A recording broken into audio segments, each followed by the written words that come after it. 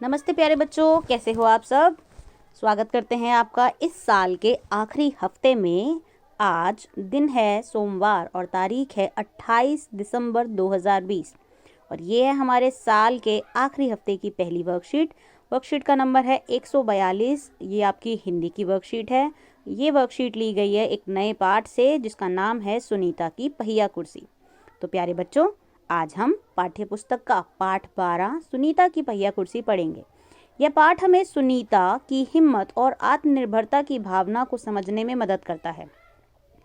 सुनीता को सड़क की जिंदगी देखने में मजा आता था और आज वह पहली बार अकेले बाजार जाने वाली थी। बच्चों, पाठ को पढ़कर जानिए कि सुनीता बाजार से क्या लेने जा रही है और वहाँ क्या क्या हुआ। तो ये कहानी आप पढ़ेंगे अपनी किताब रिमझिम से, जिसके बाद आपको समझ में आएगा कि सुनीता एक कैसी लड़की थी और ऐसा क्या था इस सुनीता की पहिया कुर्सी में और उसका बाज़ार का अनुभव कैसा रहा और बाज़ार में उसे कैसे कैसे लोग मिले, क्या क्या बातें हुई, और उसी के आधार पर आपको ये पाठ और सुनीता को समझने में बहुत मदद मिलेगी। तो चलिए बढ़ते हैं आज की वर्कशीट की तरफ। प्रश्न नंबर 1, पाठ्यपुस्तक के आधार पर कोष्ठक में लिखे शब्दों में से उपयुक्त शब्द चुनकर वाक्य पूरे कीजिए। तो आपको यहाँ पर पाठ के आधार पर 3 वाक्य दे रखे हैं जिसमें आपको सही शब्द का चुनाव करना है दिए गए 2 ऑप्शंस में से। सुनीता को डैश की जिंदगी देखने में मज़ा आता था। तो ये तो हमें यही पता चल गया ना, सड़क या पहाड़। सुनीता को सड़क की जिंदगी देखने में मज़ा आता था। नंबर 2, खेल के मैदान वाली छोटी लड़की सुनीता को दोबारा डैश की दुकान के सामने खड़ी मिली। कपड़ों या खिलौनों, बताइए। खेल के मैदान वाली छोटी लड़की, जब सुनीता घूम रही थी बाहर तो उसे खेल के मैदान में एक छोटी लड़की मिली, तो वो दोबारा उसे कहाँ पर मिली, कपड़ों की दुकान पर या खिलौनों की दुकान पर। तो अगर आपने पाठ पढ़ लिया है तो आपको सही जवाब पता होगा। नंबर 3, देखो तुम पहिया डैश पर बैठकर चलती हो, मेज़ या कुर्सी। ये तो बहुत आसान है, पाठ के नाम से ही पता चल जाता है, पहिया कुर्सी। सुनीता किस पर बैठकर चलती थी, पहिया कुर्सी पर। प्रश्न नंबर 2, पाठ के आधार पर नीचे दिए गए शब्दों के अर्थ अक्षर जाल में से खोजकर गोला लगाइए। किन्हीं 3 शब्दों को वाक्य में प्रयोग कीजिए। तो आपको शब्द दिया है मदद, जिंदगी, अजीब, व्यवहार, राहत और झट। आपको सही अर्थ इनके ढूंढने हैं और उसी शब्द को इस्तेमाल करना है वाक्य बनाने में। जैसे पहले शब्द मदद के लिए उसका अर्थ है सहायता, फिर आगे सहायता शब्द को वाक्यों में प्रयोग किया गया है।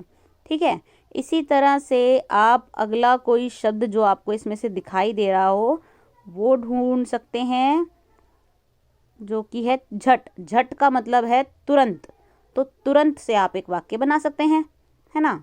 ऐसे ही जिंदगी का अर्थ है जीवन, तो जीवन से आप एक और वाक्य बना सकते हैं।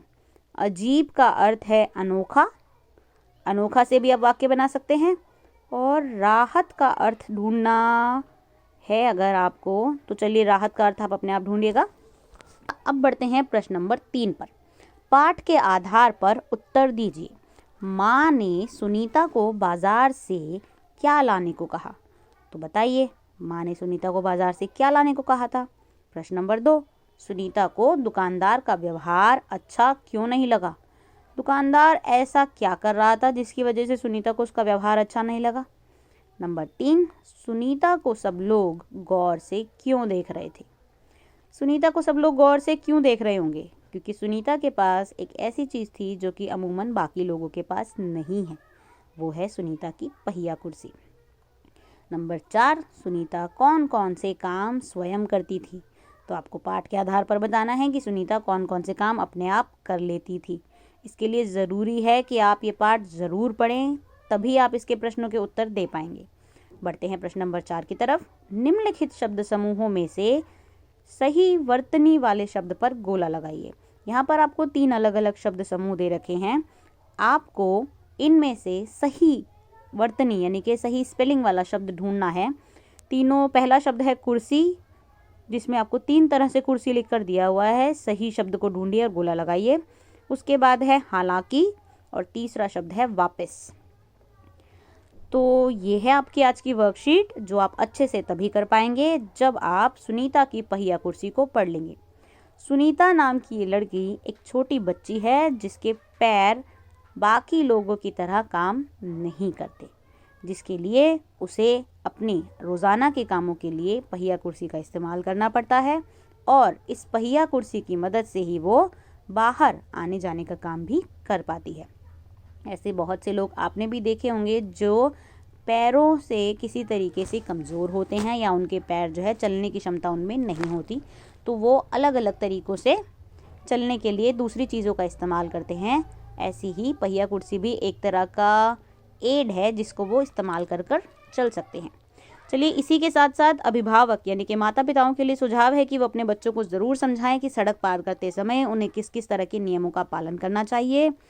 हमेशा रेड लाइट होने पर ही ज़ेब्रा क्रॉसिंग से सड़क क्रॉस करनी चाहिए और सड़क पर हमेशा बाईं तरफ चलना चाहिए। चलिए, कीजिए अपनी वर्कशीट। हम मिलेंगे कल, तब तक के लिए धन्यवाद।